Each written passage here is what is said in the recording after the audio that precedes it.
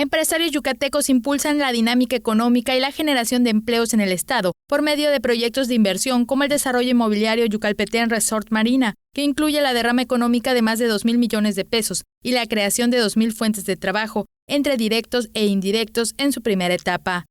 Acompañado del presidente del Consejo de Yucalpetén y Cagua, Jorge Carlos Montalvo Ferráez, y del alcalde de Progreso Julián Zacarías Curi, el gobernador Mauricio Vila Dosal inició el proyecto que consolidará al puerto como importante destino turístico, que se desarrollará en varias fases hasta su conclusión en el invierno de 2025.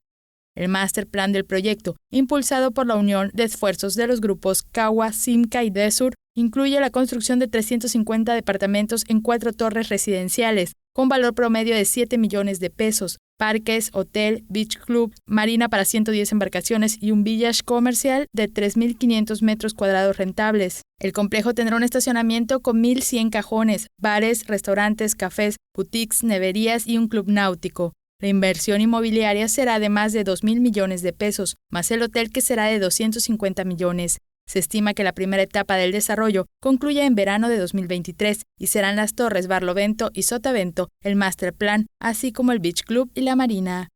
Vila Dosal anunció que por gestiones de Zacarías Curi se intervendrán 300 metros lineales del malecón y se continuará con la repavimentación de calles, lo que se sumará a otras obras en desarrollo, como el Museo del Cráter de Chicxulub, mejoras a la infraestructura urbana en las comisarías de Chelem, Chuburná y Chicxulub Puerto.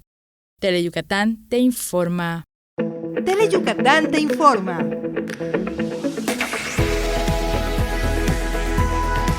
Lunes a viernes, 3 de la tarde. Síguenos.